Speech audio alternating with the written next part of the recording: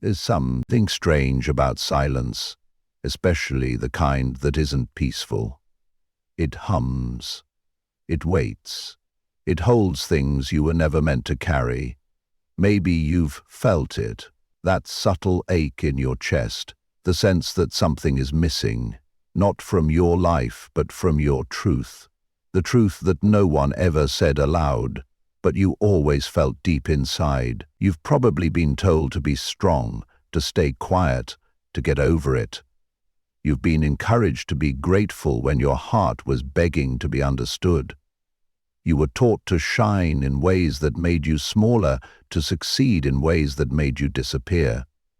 But deep down, something in you knew, this can't be it. This can't be all there is. And you were right. What you're about to hear isn't loud, it isn't flashy, but it is sacred. This is the wisdom they don't want you to remember, the kind that unravels lies, lifts veils, and gently hands you back to yourself, not with force, not with shame, but with softness, with clarity, with truth that sounds like your own voice finally being heard. So breathe, not just to calm yourself, but to claim yourself. This isn't just about healing, this is about remembering what was never truly lost. They don't want you to hear this. Forbidden Audiobook. Wisdom, written and published by Stoic Guardian. Chapter 1. You were never broken, only buried. Picture this. A garden that once bloomed with wildflowers, now covered in layers of dust, footprints, and weeds that do not belong to it. That garden is you. Not ruined, not destroyed, just buried. For so long you felt like something was wrong with you. Maybe you blamed your sensitivity, your doubts, your struggles to keep up. Maybe you thought you were too emotional, or not enough of something else. But here's the truth they never taught you. You weren't broken. You were buried. Buried under expectations that were never yours, under pain you inherited but never questioned, buried beneath a life that asked you to perform, not to feel, to survive, but not to know yourself. There is no shame in that. Survival is sacred too, but it's time now to gently dust off the layers. Not with urgency, not with judgment, just with breath, with presence, with the simple knowing that something inside you still lives, even if it's quiet. That soft voice that wonders if you are meant for more, that ache in your chest when you pretend everything is fine, those aren't flaws. They are signals, whispers, invitations. You are not a project to be fixed. You are a home that needs to be uncovered. We live in a world that profits off your doubt. Entire systems are built on your silence, your exhaustion, your self-denial. You were taught to trust everything but yourself. Experts, celebrities, algorithms, but not your own gut. Not your tears, not your longing. So when you started to feel numb, that wasn't failure, that was protection. When you started people-pleasing or shutting down, that was adaptation. Your body did what it had to do to keep going. But now you're here, listening, feeling again. That means the season has changed. Here's what you must know. You never lost your light. It was just hidden under layers of shoulds and musts, and be better. Your worth didn't go anywhere. Your magic didn't disappear. It was simply waiting for you to come back. Let's try something. Right now, place your hand on your heart.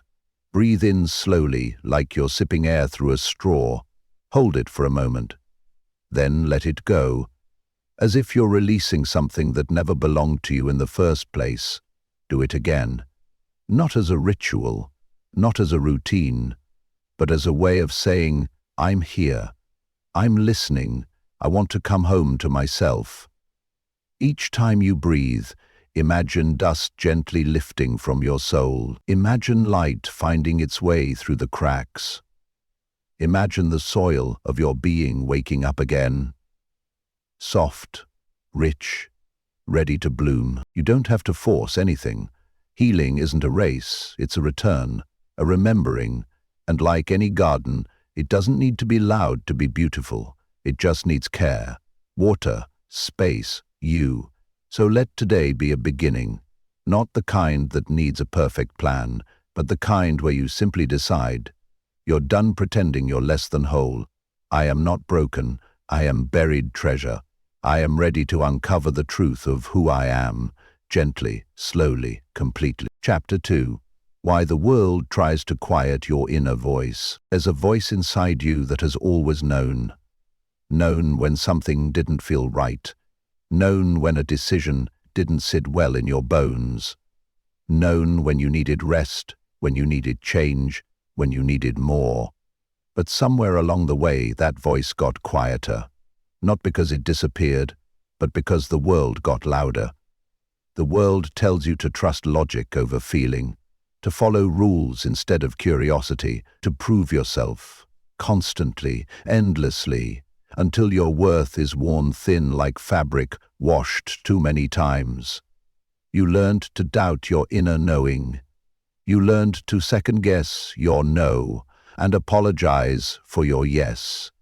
You learned to fear being misunderstood more than you feared betraying yourself. And yet, the voice remains, beneath the noise, beneath the shame. It never left. Why does the world work so hard to drown it out? Because a person who truly listens to themselves is powerful. A person who honors their own boundaries cannot be controlled. A person who feels deeply, loves fully, and stands firmly in their truth cannot be molded into someone else's design. And that kind of freedom, it's disruptive. So you were trained to quiet it, told it was too much, too emotional, too soft. They gave names to your wisdom, called it irrational, dramatic, unrealistic. And little by little you turned the volume down on your own spirit, just to survive. But surviving isn't the same as living, and silencing yourself is not the same as peace. So now we begin the return, not to a version of you shaped by expectations, but to the you that existed before you learned how to hide. Let's start simple. Close your eyes, if that feels safe, and imagine your inner voice not as sound, but as light, a soft, glowing warmth that lives deep in your chest. Maybe it's golden, maybe it's blue, maybe it flickers gently like a candle in a quiet room. Now imagine what it's been through. All the times it whispered not this, and you had to ignore it. All the times it said rest and you kept going. All the times it said rest and you kept going. All the times it begged, listen, and the world replied, hurry up, and still it stayed. That light, that voice is still there, waiting for you to make space again. Here's something to try, not just once, but often. When you feel lost, overwhelmed, unsure, ask yourself, what does my body know that my mind hasn't caught up to yet? Because your body remembers. Your breath remembers, your stillness remembers. Maybe it tells you to pause. Maybe it tells you to leave. Maybe it tells you that you deserve more than crumbs, that your softness is not a weakness but a doorway back to truth. And the more you listen, the louder it becomes, not in volume, but in clarity. It doesn't shout, it doesn't push, it doesn't judge. It simply knows. Reclaiming your inner voice isn't about getting it right. It's about getting quiet enough to hear what's been right there all along. It's also about trust, rebuilding the bridge between you and yourself, a bridge that may have been burned by years of dismissal, shame, or survival choices. But like all bridges, it can be rebuilt, slowly, brick by brick, breath by breath. And trust me, your voice is worth rebuilding for. The next time the world tells you to override your instincts, pause, even just for a second, and ask gently, does this feel true for me? Not for them, not for the timeline, not for the appearance of success, just for you. You'll be amazed at what answers rise from the quiet, not because the world changed, but because you did. It's okay if listening feels scary. It's okay if it feels new. You may have spent years tuning out, and now you're learning to tune in. That takes tenderness, that takes patience, that takes love. But your voice, your true voice, it has waited long enough. Let it guide you, let it surprise you, let it become the compass you carry in a world that often hands you faulty maps. You don't have to explain it, you don't have to justify it, you don't need permission. If it's true for you, it's enough. My voice is sacred, my intuition is wise. I am learning to hear myself again and trust what I find. Chapter 3. The Lie of Not Enough and How It Took Root. Somewhere along your journey, a quiet lie was planted in your mind, and you may not have noticed it at first. It wasn't shouted, it wasn't dramatic, it was whispered through moments that felt small, yet cut deep. Maybe it came from a teacher who made you feel invisible when you didn't have the right answer. Maybe it was a parent who praised you only when you performed. Or maybe it was a world that kept showing you again and again that your value depended on how useful, obedient, or likable you could be. And over time this whisper turned into a belief: I'm not enough. You wore it like armor, but it never fit right. It made you hustle for approval. It made you overthink every word, every decision. It made you question your own intuition, your own body, your own heart. And the most painful part? You started to think this voice was yours. But it wasn't. It never was. That belief didn't come from your spirit. It was built by systems and people who benefited from your self-doubt. Capitalism profits off it. Generational wounds pass it down. Institutions enforce it. The world is built to reward your silence and punish your truth. And so, somewhere in all that noise, you forgot. You were never meant to doubt your own worth. That was learned. And what is learned can be unlearned. The truth is, your enoughness has nothing to do with what you do or how much you give. It has nothing to do with how thin you are, how successful, how productive, how much you achieve. It doesn't rest in perfection. It doesn't depend on someone else's recognition. It lives in your breath. It lives in your being. It lives in the simple, quiet fact that you exist. Imagine a newborn baby. You don't look at that child and think, prove your worth. You see that baby and know without question that they are enough. That same truth still lives in you, but it has been buried under conditioning, under shame, under the exhaustion of trying to earn what was already yours. Every time you second-guess yourself, every time you over-explain, every time you shrink to make others comfortable, that buried truth aches to rise again. And now, you are strong enough to let it, not by fighting, but by softening, by laying down the armor, by saying no to the lie and yes to yourself. So here is a gentle practice. The next time you hear that voice in your head whisper, "You're not enough," pause, not to argue with it, but to hold it. Imagine that belief as a child who has been lost in the dark for too long. Wrap it in light. Breathe into it. Tell it the truth. I am here now. I no longer need to believe that to survive. Because you don't. You're allowed to walk away from the patterns that never served you. You're allowed to belong to yourself. And you're allowed to know, deep in your bones, that who you are is not just okay, it's sacred. Worthiness isn't earned through exhaustion. It's remembered through rest, through breath, through being. You were always enough. You simply forgot. And now you remember.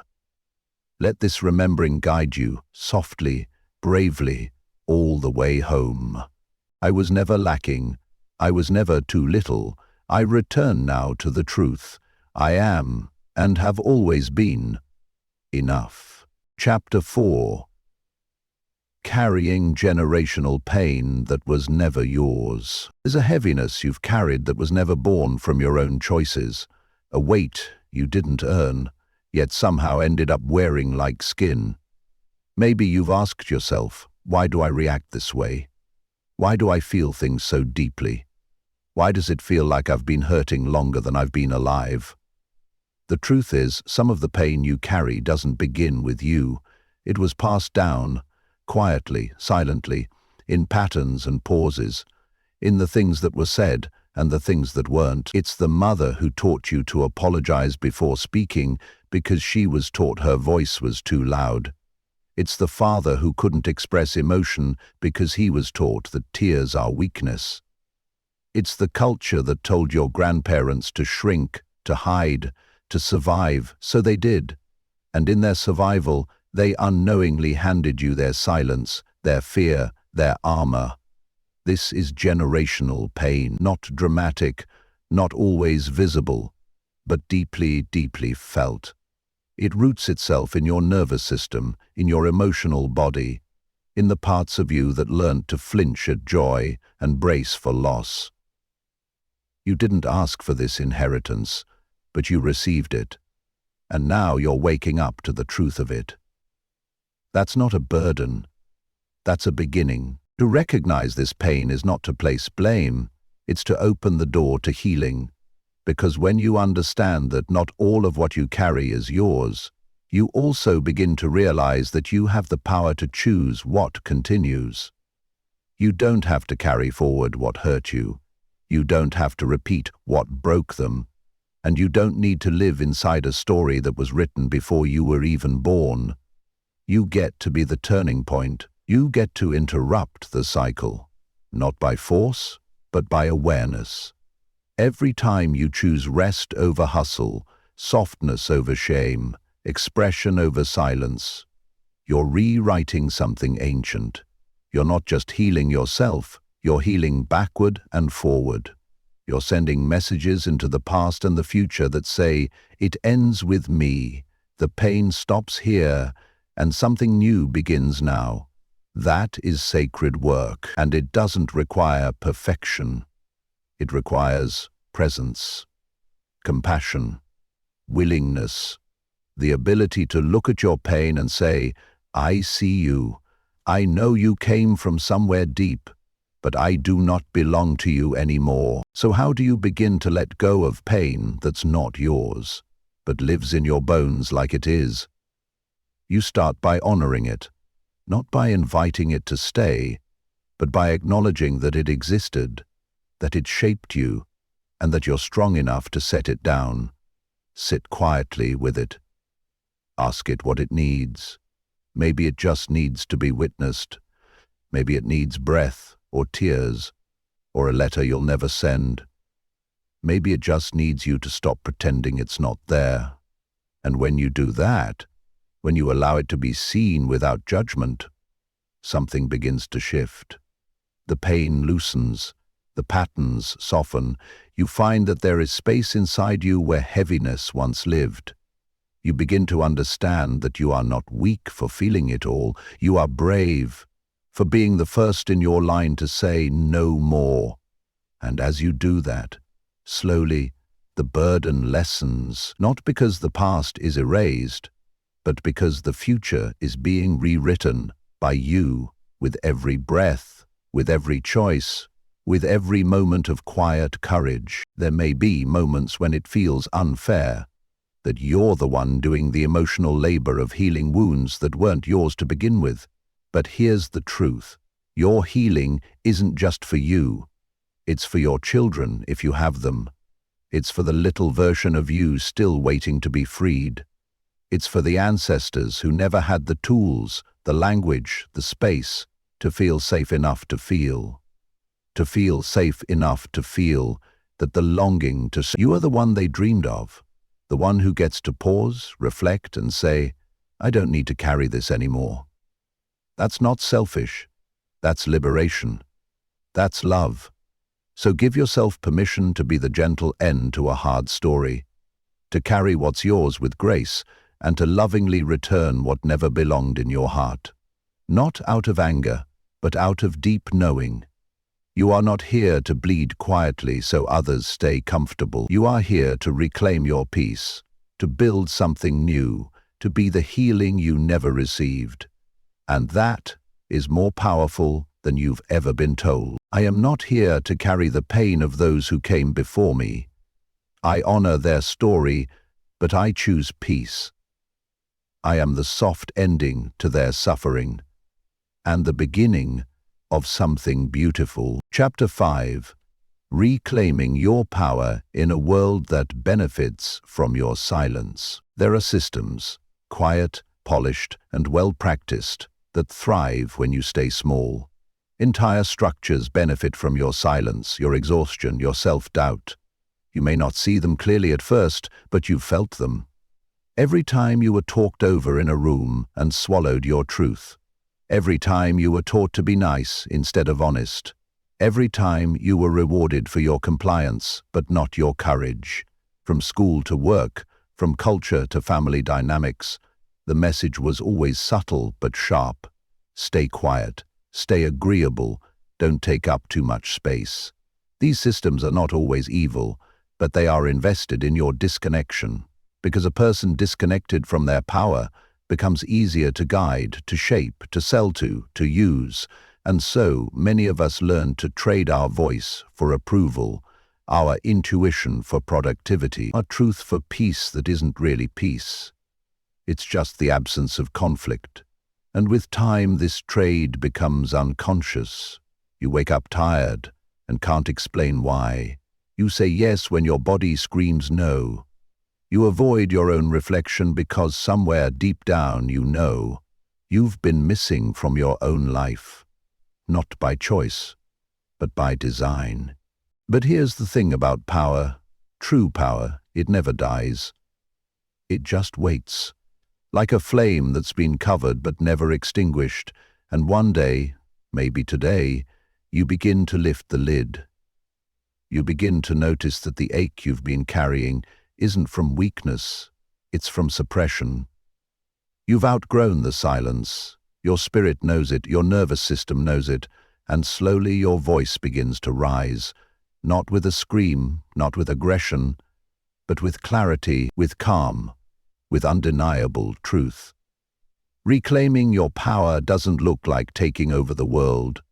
It looks like coming back into your body. It looks like saying, I don't have to explain myself to be valid. It looks like resting when the world says hustle, speaking when the world expects obedience, choosing yourself when no one else knows how to. You don't need to perform power. You only need to remember it. It's already inside you, not given by titles or achievements, but born with you. You are your own source, your own guide. And the world may not applaud that, but your soul will. This journey of reclaiming power doesn't always feel empowering at first. It often starts with grief. Grief for the years you spent abandoning yourself. Grief for the moments you stayed silent because you thought it was safer. Grief for the versions of you that didn't yet know how to choose differently. But don't let that grief trick you into guilt. It's not there to punish you. It's there to free you. You needed to survive the way you did. You were doing your best with what you had. And now you know more, you see more, so you get to do differently. Start small. Reclaim your no when your body tightens. Reclaim your boundaries, even if they make others uncomfortable.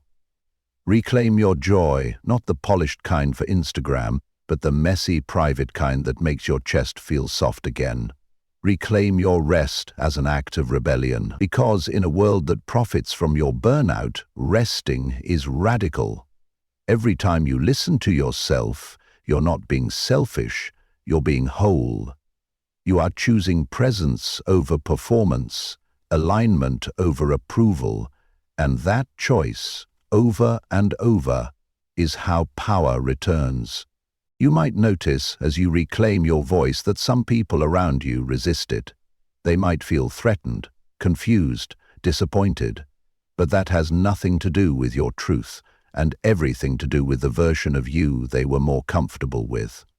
Maybe they liked you better when you were agreeable, when you didn't ask for too much, when your boundaries were easier to cross. But here's what you must remember. People who benefit from your silence will always fear your voice. That doesn't mean your voice is wrong. It means it's working. Your healing will disturb those who are invested in your suffering, but that's not your burden to carry. Your only job is to stay rooted in your own clarity, not with rage, but with grounded, unshakable knowing. The people who are meant to walk with you will rise with your truth, not recoil from it. And those who can't, let them go gently. You're not abandoning them, you're honoring yourself. And in doing that, you give others silent permission to do the same. Let this be your gentle reminder. Reclaiming your power isn't about becoming louder, sharper, or harder. It's about becoming more you, more soft, more real, more awake. It's about letting your voice catch up to your truth, your body catch up to your needs, your soul catch up to the life it's been waiting for. You don't need a grand moment of rebellion, you need daily moments of remembrance. You need to stand at the mirror and say, not out loud, maybe just in your energy, I am no longer available for self-abandonment. You need to pause mid-conversation and ask, is this still true for me? You need to breathe before you react, feel before you perform, rest before you explain. These are not just soft actions, they are revolutionary ones.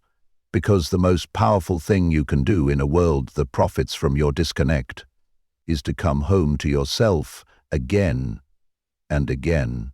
I no longer shrink to make others comfortable. I no longer silence myself to be accepted. I reclaim my voice, my body, and my spirit with softness, with truth, with peace. Chapter 6. The fear of being seen and the need to be known. There's a part of you that deeply, desperately wants to be seen, not just looked at, but seen for who you are, for how you feel, for the way you carry your life with quiet strength. This part of you wants to be known without needing to explain, wants to be loved without needing to perform. It wants connection so real, so safe, that you can exhale without watching how your chest moves. And yet, there's another part, a protective part, a voice inside that whispers, but what if they see me and turn away? What if I'm too much? What if they don't stay? That voice remembers when your truth was met with silence, when your softness was misunderstood as weakness, when your honesty was punished. And so, in a world that made your realness feel unsafe, you learned to hide pieces of yourself, to keep them safe. You built walls, carefully, maybe not with bricks, but with silence, with jokes, with achievement, with deflection. You learned to shapeshift just enough to be liked, but never so much that someone could truly know you. Because being truly known meant being vulnerable. And being vulnerable, once upon a time, meant being hurt. But here's the paradox. The very thing you fear is the very thing you need. Being seen may feel terrifying, but it's also what makes love real. Because love that only meets your mask is not love, it's approval. And while approval feels good, it's not enough. Because you know, deep down, that being loved for the version of you that pleases everyone is not the same as being loved for the truth of who you are. And so you begin to long for depth, for intimacy, for relationships that feel like exhaling. You crave to be around people who don't ask you to shrink, but invite you to soften. Not because they demand your openness, but because they feel safe enough for you to offer it. But that kind of connection? It starts with you, with your courage to be seen by your own self first. That's where the healing begins. Not by waiting for others to understand you, but by choosing to unhide from yourself. And slowly, as you do that, you become your own permission slip. You may still feel the fear. That's okay. Let it walk beside you, not lead you. You can feel afraid and still show up as you. You can tremble and speak your truth. You can hesitate and still reveal the parts of you longing to be touched by the light. Because vulnerability isn't about being fearless, it's about being honest, even in the face of fear. Think of it like a blooming flower. It doesn't wait for perfect weather to open, it simply responds to the light. And your light, it lives in your honesty, in your emotions, in your story. It lives in the cracks you've tried to seal. And when you begin to let that light out, when you begin to show yourself more fully, you begin to attract people who are ready to meet you, not the idea of you, the real you. And that changes everything. Because one moment of being fully seen can heal years of feeling invisible. One moment of true connection can remind your nervous system what safety actually feels like. But you must know this. It's okay to protect your softness. It's okay to be discerning about who you let in. Being open doesn't mean being available to everyone. It means being honest with yourself about what you feel, what you need, and what parts of you are asking to breathe. You don't have to share your story with those who won't honor it. You don't owe anyone your vulnerability. But you do owe yourself the chance to stop hiding from your own reflection, because hiding, even when it keeps you safe, eventually starts to hurt. It disconnects you from your body, your needs, your voice. So today, let this be your invitation, not to bare your soul to the world, but to whisper softly to yourself, I am safe to be known, little by little. You don't have to rush, you don't have to shout. Just begin by telling the truth inside your own heart. Begin by meeting yourself at the door you once closed. Begin by saying, I'm ready to return. And as you return, piece by piece, you begin to feel more whole. You begin to understand that being seen isn't about being perfect, it's about being real. That being known isn't about always being understood, it's about allowing yourself to be present, even when it's messy. You realize that every time you honor your own feelings, every time you soften into your truth, every time you stand without armor, you're not weakening. You're awake. You're calling home the pieces of you that got lost in people-pleasing, perfectionism, and pretending. And even if no one else sees it yet, you will. You'll see your courage, your softness, your light. You'll begin to love the version of you that's imperfect but honest, scared but showing up anyway. That love will become your home. And from that place, you'll know, I am no longer afraid to be seen, because I have learned to see myself. It is safe to be seen. It is safe to be known. I release the fear of exposure and return to the truth. I am worthy of connection as I am. Chapter 7. You don't have to fix yourself to be worthy. Somewhere along the way, you were taught that healing was a project, that you were a puzzle to be solved, that until you figured yourself out, fixed every flaw and polished every part, you couldn't be truly lovable. Maybe you internalized this quietly. Maybe it was reinforced every time someone told you to work on yourself before deserving something beautiful. The world often speaks about growth in the language of repair, as if you were broken glass needing to be glued back together. But you are not broken, you are not unfinished, you are not defective waiting to be made whole. You are already whole, even in your mess, even in your healing, even in your uncertainty. Healing is not about fixing what's wrong. It's about coming home to what's always been right. And what's right is that you are worthy now, not later, not when you're calmer, not when you've stopped overthinking, not when you've forgiven everyone.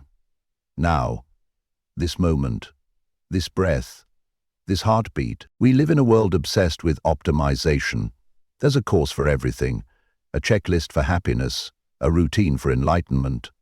And while growth is beautiful, it can also become another way to tell yourself, I'm not enough yet. It can become a quiet form of punishment disguised as self-improvement. But you don't have to become a perfect version of yourself to be deserving of rest, of love, of joy. You don't need to chase healing like a finish line. Sometimes healing is not progress, it's pause. Sometimes it's not a breakthrough, it's a breakdown. Sometimes healing is not fixing what's wrong, it's simply being with what is. And that being, with presence, with compassion, with softness, is the real medicine. You weren't put on this earth to constantly fix yourself. You were put here to live, to feel, to connect, to create, and to remember that your soul is not a task to complete. It is a garden to tend. Gently, over time, there will always be things you wish you handled differently. Parts of your past that feel unfinished, emotions that still confuse you, but that doesn't mean you're broken. It means you're human. You are allowed to be both healing and whole, both hurting and worthy, both uncertain and lovable. These things are not opposites, they coexist. And when you let go of the idea that worthiness comes after healing, you begin to taste the softness of life. You begin to breathe easier, to stop holding your breath until you get it right. You start to realize that right now, even with all your questions, you are worthy of love, of kindness, of being met where you are, not where someone else thinks you should be. This kind of realization doesn't shout, it whispers. And maybe it sounds something like this: you are not behind. You are not wrong. You are not too much. You are simply becoming. And becoming is not about fixing. It's about unfolding. There is so much pressure in healing spaces to transcend, to rise above, to reach higher states of being. But what if the truest healing isn't up, but in? What if it's not about ascending, but about returning to the body you've ignored, returning to the feelings you've avoided, returning to the parts of you that have waited years to be loved, not fixed? There's power in saying, I'm okay as I am, not because you've stopped growing, but because you've stopped abandoning yourself. You can still evolve, still stretch, still learn, but you can do it from love, not lack, from presence, not pressure, from joy, not judgment. And that changes everything. When you no longer believe you must fix yourself to earn peace, you begin to feel peaceful now. When you stop waiting to be better to rest, you finally begin to. And when you allow yourself to be seen in your wholeness, flaws, mess, magic, all of it, you begin to attract the kind of love that doesn't need you to shrink or shine, but simply be. So today, let go of the to-do list that says, heal before you can be happy. Burn the lie that says you must fix yourself to be loved. Take a breath and remember this: you are not a problem to solve. You are a soul to be held. Your healing is sacred, but it does not define your worth. You are not a self-improvement project. You are a living, breathing miracle. So let yourself live. Let yourself rest. Let yourself be beautifully, wildly, unapologetically human. And in that humanness, may you find something more healing than any checklist.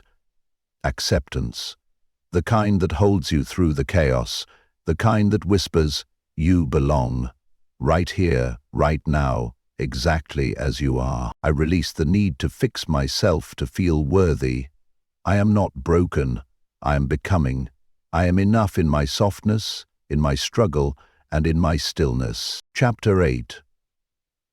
Burning the map that led you astray. There comes a moment in every healing journey where you look down at the map you've been following and realize it never led to where you truly wanted to go. Maybe it was given to you by your family, marked with success in places that feel empty. Maybe it was handed down through culture, shaped by survival, shame, or silence. Maybe it came from well-meaning people who believed their path should be yours. Either way, you've followed it with the best of intentions. You tried to check the right boxes. You stayed on the approved routes. You smiled, even when it hurt, thinking, if I just keep going, maybe this pain will turn into purpose. But it didn't. Because the truth is, that map was never made for you. It was made to keep you in place, to keep you safe, to keep you palatable. It taught you how to fit in, not how to be free. And now, holding it in your hands, you feel it. that quiet ache that says, I want more, I want different, I want real, not a life that looks good, a life that feels good. Earning that map doesn't mean you're lost. It means you're ready to stop pretending you've ever really been found by someone else's direction. You're ready to stop moving out of obligation and start listening to your own inner compass. That compass, your intuition, has always been there. It's the reason you feel resistance towards certain roles, relationships, or routines. It's the quiet knowing that whispers, this doesn't fit. And while the world may call that rebellion, it's actually remembering. You are remembering that your life is not a formula. It's not a checklist. It's not a set of expectations you were born to fulfill. Your life is a living thing, meant to grow, change, surprise you, meant to feel, meant to mean something. You don't need to keep walking a path that numbs your spirit just because it's paved. You are allowed to turn around. You are allowed to choose the woods over the highway.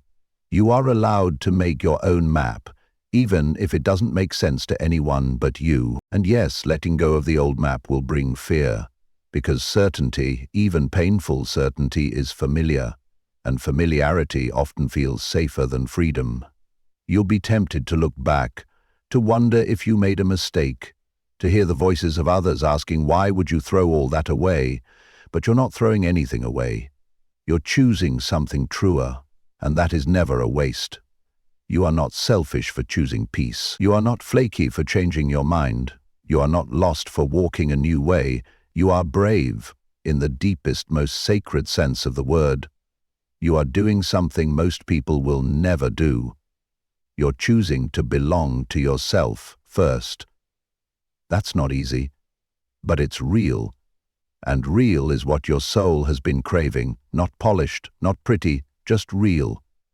Real tears, real joy, real rest, real life. The truth is, you're not starting from scratch.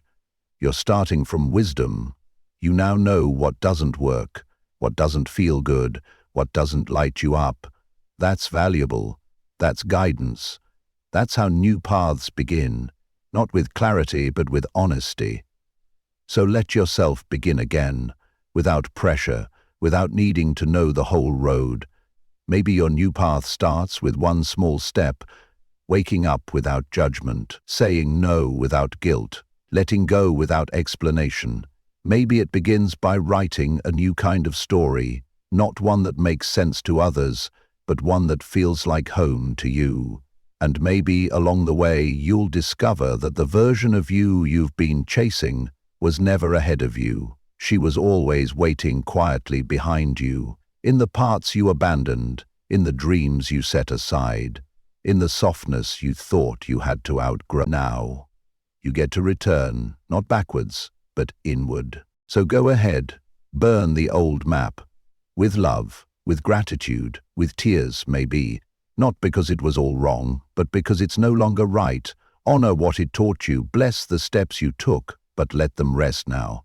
You don't have to keep walking in shoes that blister your soul. You get to go barefoot if you want. You get to walk slowly. You get to follow the moon instead of the milestones. And when the fear comes, as it will, whisper back to it, I am safe. I am choosing me now. Because the life you want is not somewhere out there, it's in you. And you don't need a map to find it. You only need the courage to follow your own heartbeats. One honest step at a time. I release the need to follow a path that does not serve me. I trust my own rhythm, my own direction, my own truth. I am the map. I am the way forward. Chapter 9. Soft anger. When suppressed truth turns inward. Anger isn't always loud. It doesn't always look like yelling or breaking things or slamming doors. Sometimes anger is soft, hidden, silent. Sometimes anger shows up as tight shoulders, shallow breath, the weight in your chest that won't go away. Sometimes anger looks like burnout, like saying yes when everything in your body screams no, like crying in the shower, not because you're weak, but because it's the only place you feel safe enough to fall apart. You were likely taught not to be angry, especially if you were sensitive, especially if you were expected to be agreeable. You were told to be nice, to let it go, to rise above. But here's the truth. You never actually let it go. You just learned to turn it inward, and now it lives inside you as resentment, as fatigue, as chronic tension in your jaw, your gut, your chest, not because you're broken, but because your truth has had no place to land. Suppressed anger is not failure. It's evidence that something sacred in you is asking to be heard, and maybe no one ever asked, "What are you angry about?" Not in a way that invited softness, not in a way that gave you space to tell the truth. So let's ask it now. Let's ask it without judgment. What makes you angry? Not just at others, but at yourself. What moments do you replay in your mind, wishing you had said something, done something, walked away sooner? What versions of you are still carrying the weight of staying silent? Those moments matter. Because anger, when listened to, is not destruction, it's direction. It points to where you were unheard, unseen, unloved. It points to where you gave too much and received too little, where you crossed your own boundary to keep the peace, but lost your inner peace in the process. Anger doesn't make you unspiritual. It doesn't make you broken. It makes you honest. It makes you human. And when met with care, anger becomes a compass, not a cage. You don't need to justify your anger to anyone. Not every feeling needs to be explained. Some things just hurt. Some things were unfair. And when you try to be the bigger person at the cost of your own truth, you don't heal. You disappear. Anger asks you to come back. Not to explode, not to blame, but to remember that you matter. That your voice matters. That what happened to you matters. And that you don't need to carry it alone anymore. Maybe your anger is old, passed down through generations of women who weren't allowed to speak, of men who weren't allowed to cry. Maybe it's not just yours. Maybe it's ancestral. Maybe your anger is sacred work. Unspoken stories finally making their way to the surface through you. And your job isn't to suppress it or shame it or fix it. Your job is to feel it with softness, to let it breathe, to listen without flinching, and to say, "I hear you, I see you, I won't silence you anymore." You may not be ready to express your anger out loud. That's okay. You can start by witnessing it. Write it down, speak it into a pillow. Shake it through your body, sit quietly with it and let the tears come. Because sometimes, rage is just grief with armor on. And when the armor softens, the pain underneath begins to release. That's not weakness, that's alchemy. That's how anger turns into power. Not the kind that hurts others, but the kind that heals you, the kind that helps you say no more, the kind that helps you walk away without guilt, set boundaries without apology, speak truth without trembling. And you may notice as this happens that you feel lighter. Not because the anger is gone, but because it's no longer locked inside you, swallowing your voice. You are no longer afraid to feel it, and that changes everything. So let this be the beginning of a new relationship, with your own fire. Let it be a warmth, not a wildfire. Let it guide you, not consume you. Let it teach you where you were meant to rise. Anger is not here to punish you. It's here to protect what's sacred in you. And when you honor it, you no longer have to carry it alone. You begin to trust your no. You begin to trust your edge. And most importantly, you begin to trust yourself again. Not because you're calm all the time, but because you're real. Real and healing. Real and worthy. Real and no longer afraid to feel what you feel. That's what freedom looks like. Not perfection, not constant peace, but honesty, aliveness, and the courage to feel it all. I no longer silence my anger. I witness it with love. I allow it to guide me back to my truth, my power, and my peace. Chapter 10. Your sensitivity is not a weakness.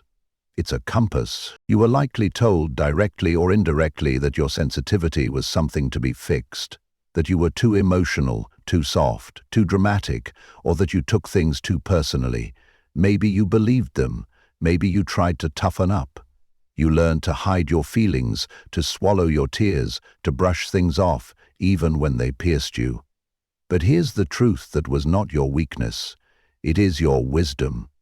It is the sacred part of you that feels the world more deeply, that notices the pause in someone's voice before they speak, that senses when something is off, even if no one says a word, that cries, not because you're weak, but because your heart refuses to go numb.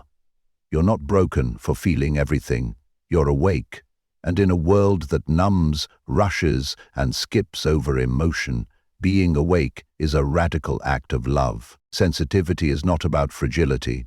It's about presence. It's about having a nervous system that listens closely, a heart that notices detail, a soul that leans in instead of away. Your sensitivity picks up on what others miss. The shift in tone, the energy in a room, the hurt hiding behind someone's smile. And yes, that can feel overwhelming. You feel deeper. You care harder.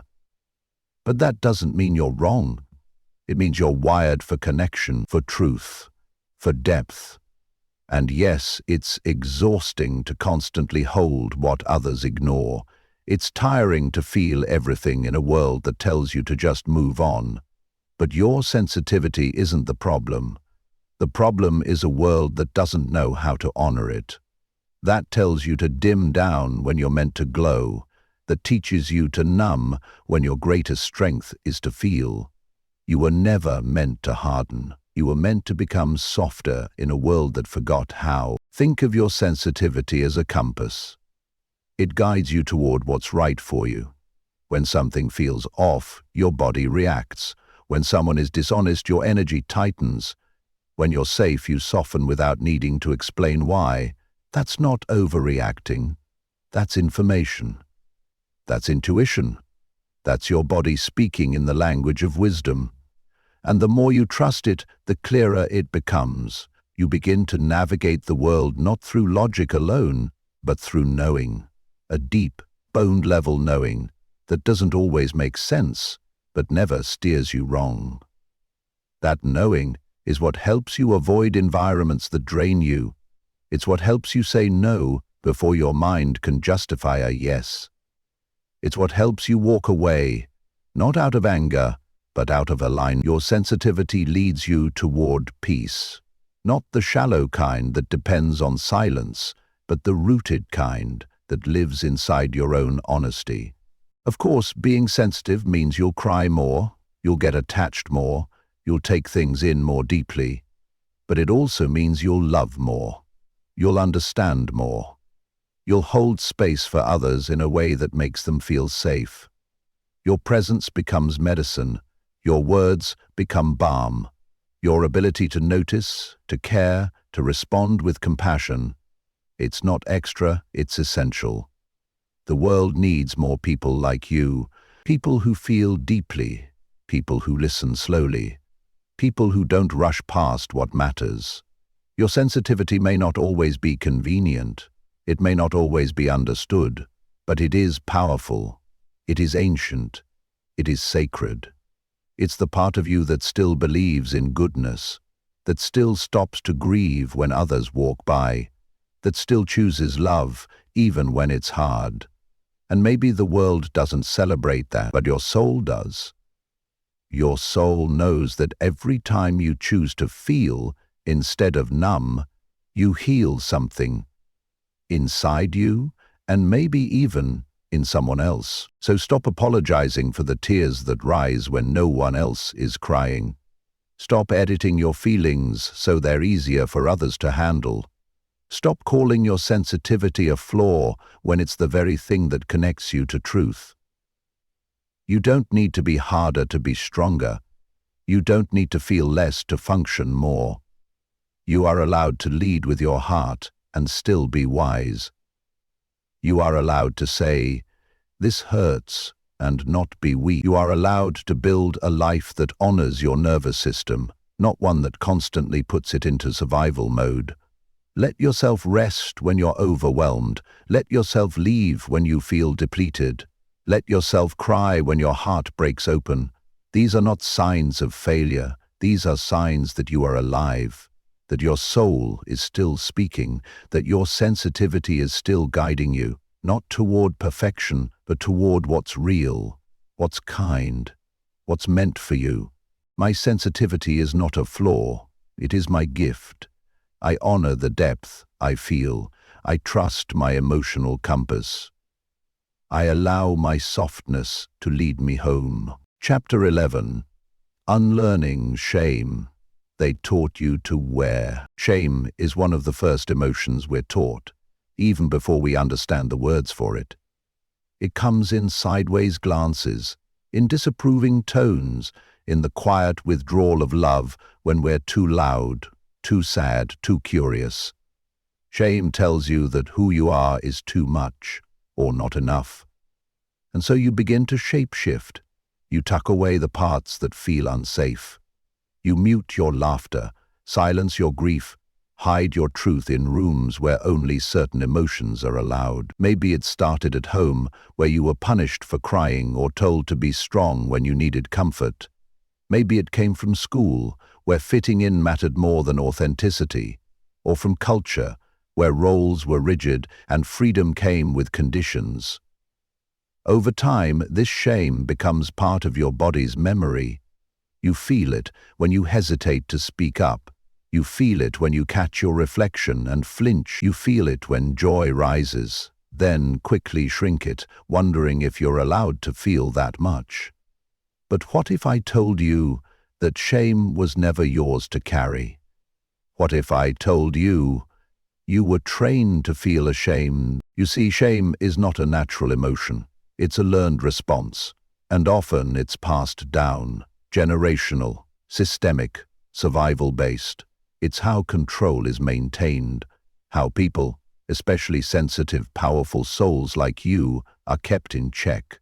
Because a person full of shame is easy to manage, easy to silence, easy to mold into someone else's image. So you're praised when you make yourself small, and punished when you dare to take up space. You begin to feel that certain parts of you must be hidden to be accepted. But acceptance at the cost of authenticity is a betrayal of the soul.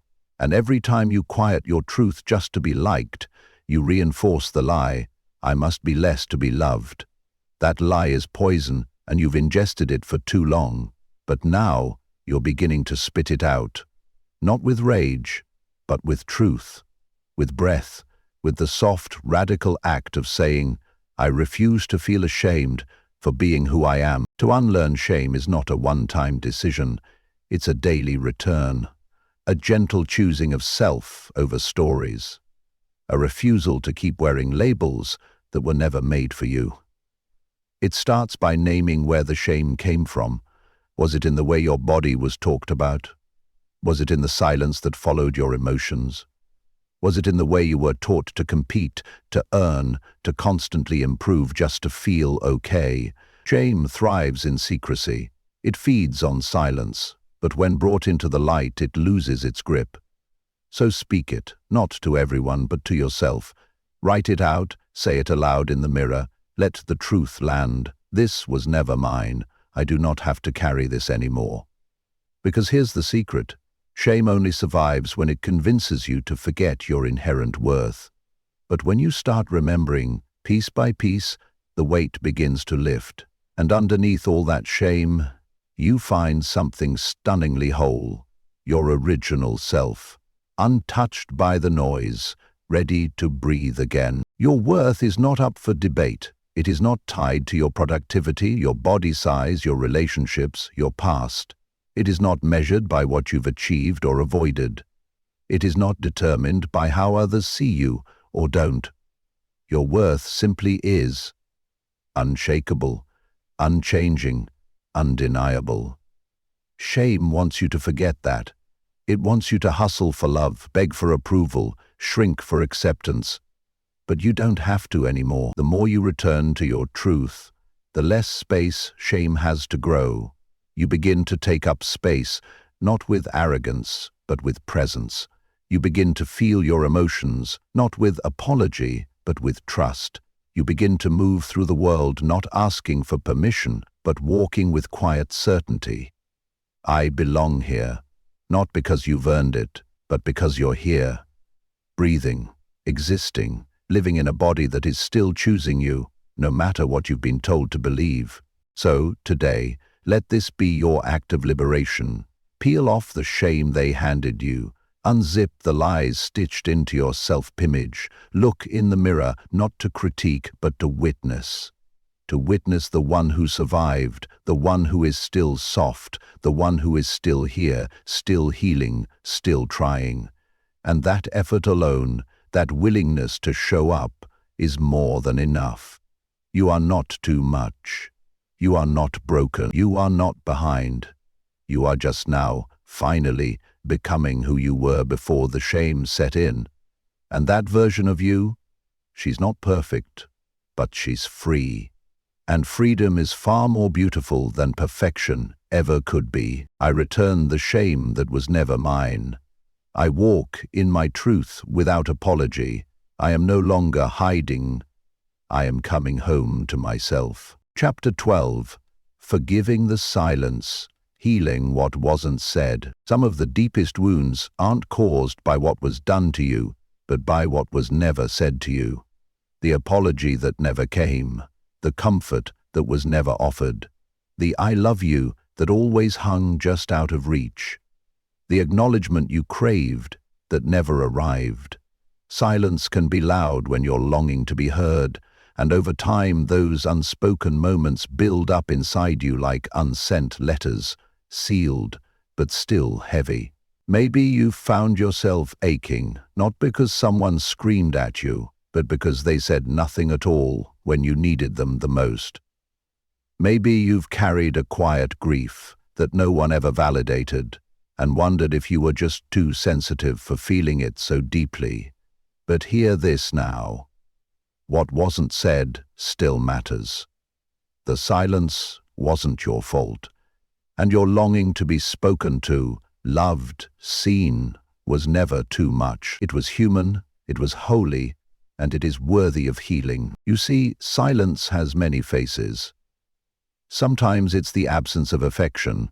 Sometimes it's the emotional gap in a home that looked perfect from the outside. Sometimes it's the conversations that never happened. The ones that could have changed everything. You were left to fill in the blanks, to make sense of someone else's withdrawal. And without the words you needed, your mind likely made up stories. Maybe it was me. Maybe I wasn't good enough. Maybe I needed to be quieter, stronger, easier to love. That's what unspoken pain does. It teaches you to blame yourself for someone else's inability to connect. But that was never your responsibility. You were a child, a friend, a partner, a person doing the best you could with the tools you had. You were worthy of love. That didn't leave you guessing. And just because it didn't arrive then, in the way you needed, doesn't mean you don't deserve it now. Forgiving the silence doesn't mean forgetting what it did to you. It means no longer letting it echo in your self-worth. It means choosing to stop repeating the silence inside your own body. Maybe you still hold back your feelings. Maybe you still struggle to say, I need, or that hurt, or please see me. That's what silence teaches. It teaches you to mute yourself before others can ignore you. But today, you get to unlearn that. You get to speak what was once unspeakable, not to them, if they're no longer safe or present, but to yourself. You get to sit with your younger self and say everything they never heard. You mattered. You were not invisible. I'm sorry no one said the right words, but I see you now, and I will never abandon you again. This is how silence begins to unravel. Through tenderness, through truth, through the gentle work of saying out loud what should have been said long ago. You don't need the people who hurt you to validate your pain. You don't need them to apologize to begin your healing. Would it be easier? Maybe. But your peace cannot depend on their awakening. Your healing belongs to you, and it begins when you stop waiting for someone else to name your wound. You get to name it. You get to bless it. You get to release it, breath by breath, and you may always feel a trace of that silence. It shaped you, after all, but now you shape what comes next. You write the new words. You speak them to your reflection, to your journal, to the sky if no one else is listening. And those words, I am not the silence, I am the voice that rises through it. They begin to echo louder than the pain ever did. You begin to feel held by your own truth. And in that truth, you begin to feel free. So let this be your invitation to forgive, not because they deserve it, but because you do. Because carrying silence like armor has only weighed you down. Because the words you never received are not proof of your worthlessness. They're proof of someone else's inability to meet you. That is not your burden to carry anymore. You are allowed to grieve what was never said. You are allowed to miss the love you never received, but you are no longer required to live inside that longing. There is love for you now, in your breath, in your body, in the way you choose to show up for yourself each day. Love doesn't only come from others. Sometimes it begins as a whisper inside you that says, I deserved more, and I give myself that now. That whisper becomes your voice. That voice becomes your healing, and that healing becomes your home. I forgive the silence that hurt me. I give myself the words I always needed. I am no longer waiting. I am choosing peace, truth, and voice. Chapter 13. Becoming the safe place you were searching for. For so long, you looked outward for safety. Maybe you didn't even realize that's what you were doing. Just that something inside you always felt uneasy, untethered, unsettled. You searched for people who felt like home, for environments where your softness could finally breathe, for a version of yourself that didn't need to pretend. And when you couldn't find it, you started to believe something was wrong with you. But nothing was wrong with you. You were simply asking for what all humans crave. Safety. Safety to feel, safety to rest, safety to be. And when the world didn't offer it consistently, or at all, you did what many do. You adapted, you smiled through discomfort, you minimized your needs, you overfunctioned just to be accepted, you became what others needed, even if it cost you you. And somewhere in that survival you forgot something sacred. The safe place you were looking for was always inside you. Becoming a safe place for yourself doesn't mean you never feel fear again. It means you learn to meet that fear with compassion instead of shame. It means you stop abandoning yourself when things get hard. It means your inner voice becomes kinder, not because everything is perfect, but because you've stopped using self-criticism as motivation. Imagine that. No longer motivating yourself through pressure, guilt, or fear, but through tenderness, through trust, through presence. Being your own safe place means sitting with your tears instead of pushing them away. It means saying, I've got you, to the parts of you that still flinch, still doubt, still worry. They'll be left behind. It's not about being fearless. It's about being faithful. Faithful to yourself, faithful to your body, faithful to the truth that you deserve to feel held, not just by others, but by your own breath, your own love, your own steady return. You become your own safe place when you listen, truly listen, to your needs. When you eat before you're starving, when you rest before you collapse, when you notice tension and respond with softness instead of shame. You become safe when your own emotions stop scaring you, because now you hold space for them. You don't rush them. You don't fix them. You simply let them be, knowing they won't drown you. You become safe when you trust your boundaries. When your no becomes a form of self-respect, not something to apologize for. When you learn to walk away from places that feel familiar but harmful, and towards spaces that feel unfamiliar but nourishing. Safety isn't something you find. It's something you create. And every time you pause, breathe, and choose yourself, you lay another brick in that foundation. Slowly, your body learns, I'm not going to betray myself anymore. And that message changes everything. This kind of safety is slow, sacred work. You'll still have days when old patterns tug at you, when you crave external validation, when your inner critic returns louder than before.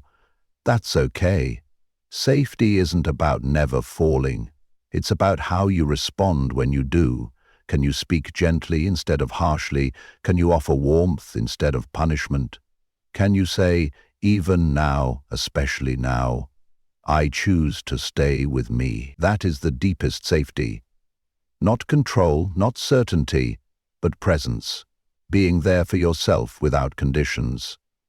The kind of presence you may have longed for in others, but now you're learning to give it to yourself. And that doesn't mean you won't still desire connection, love, or support from the outside world. It just means you no longer need to abandon yourself to receive it. You know who you are. You know how to come home to yourself. And you know, deep in your bones, that you are not too much, not too complicated, not unworthy of safety. You are the safe place now. So today, let it begin with one small moment, one breath where you unclench, one pause where you check in, one whisper of truth that says, I am not alone. I am with me. Because you are. And you're doing beautifully.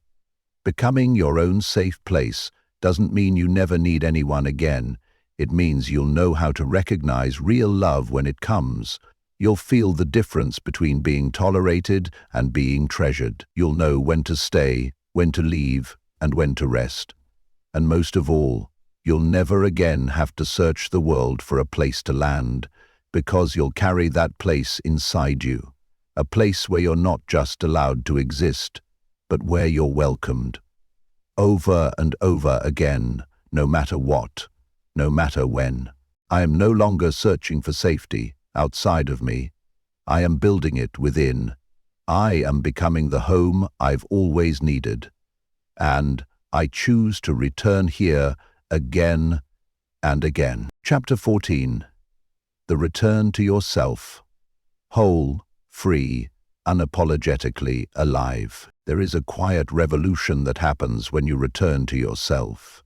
It doesn't always come with fanfare. Sometimes it begins in silence, in a breath, in a pause, in the soft, undeniable knowing that you can no longer live at war with your own spirit. You've spent so long trying to be what the world demanded, what others expected, what old wounds conditioned you to believe you had to be. But underneath all that, beneath the pressure, the performance, the pretending, you were still there, waiting, watching, wounded, maybe, but never gone, never broken, just quiet, just patient.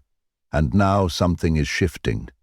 You're not just healing, you're returning, not to who you were before the pain, but to who you were before the world told you to be less.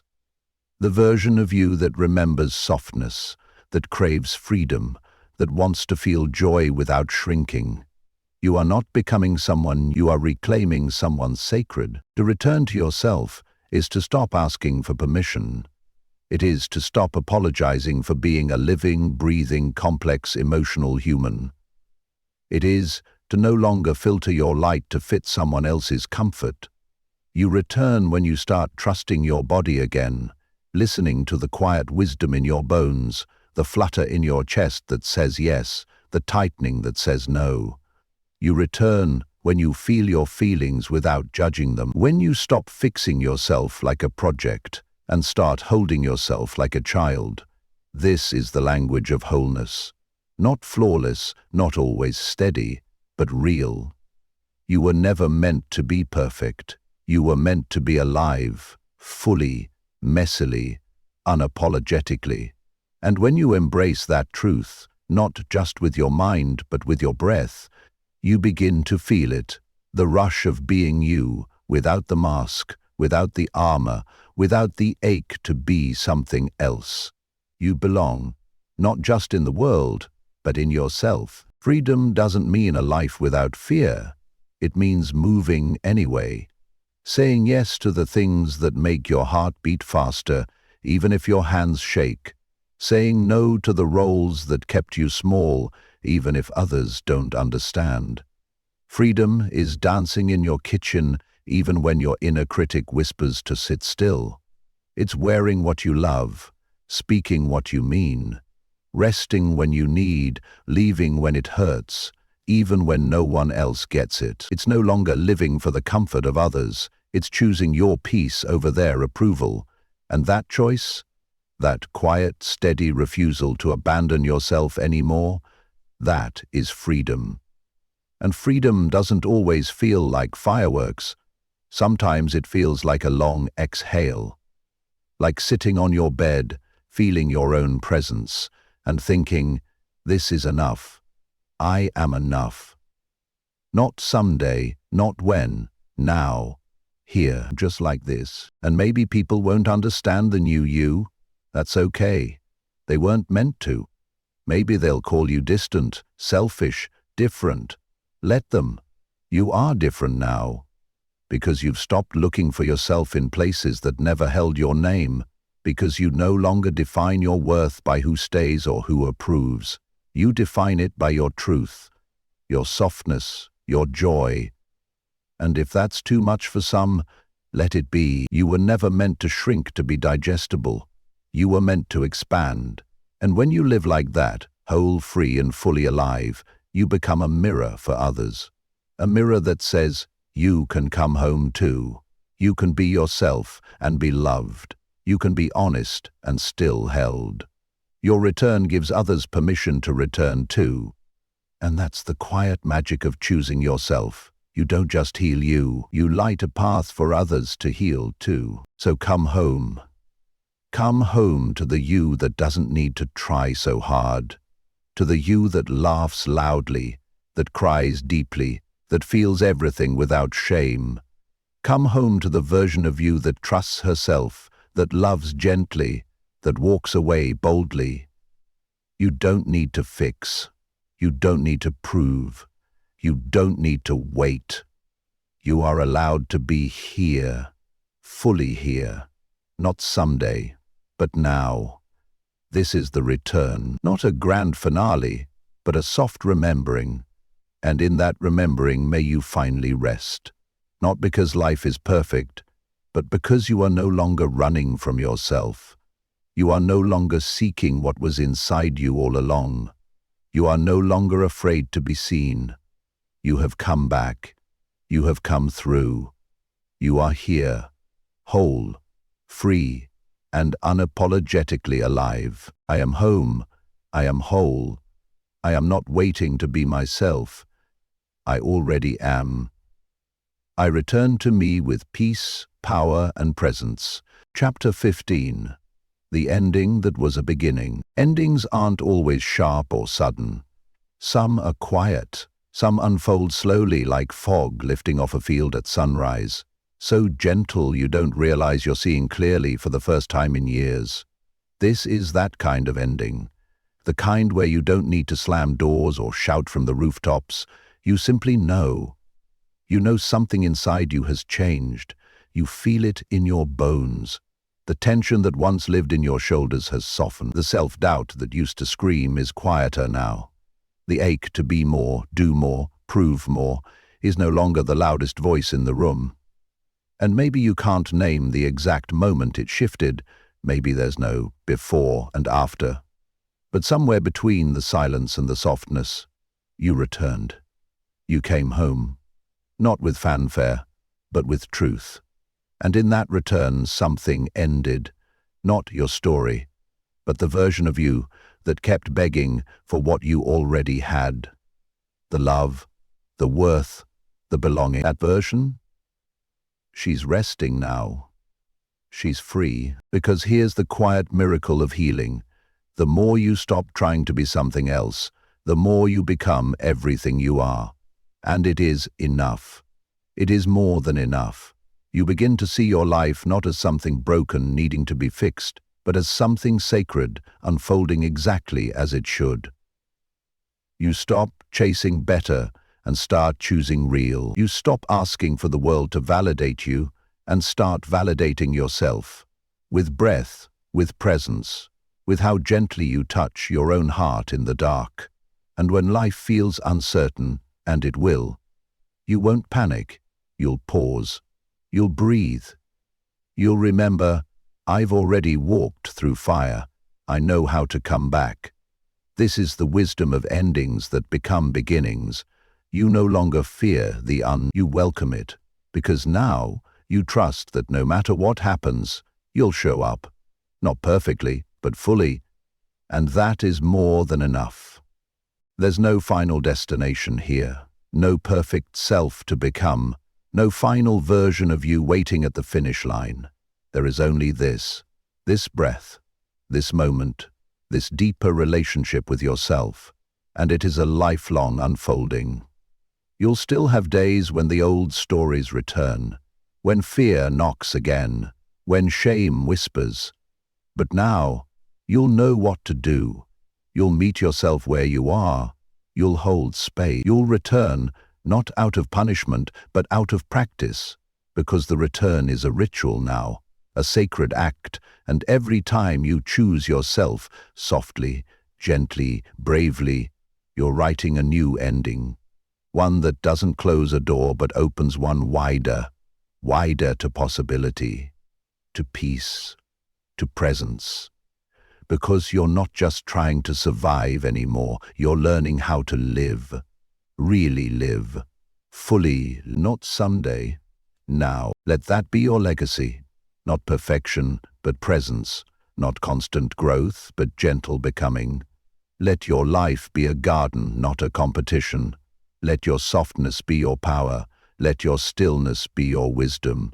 You don't need to prove your healing to anyone. You don't need to justify your path. You just need to keep choosing truth, breath, and belonging. Over and over. That is the beginning, not of a new you, but of the real you, the one who's been here all along, waiting not to be built, but remembered, trusted, held. And now you see her. Now you are her. Not because everything is fixed, but because you finally stopped needing to be fixed at all. So let this ending be soft. Let it land like a whisper on your skin. Let it remind you that you were never lost, just becoming. That your journey was never about reaching the mountaintop, but about learning how to sit with yourself in the valley. And that now, with everything you've faced, felt and remembered, you are more alive than you've ever been. And this is only the beginning. Not because it erases the past, but because it includes it, it integrates it, it honors it. You are not starting over, you are starting from here.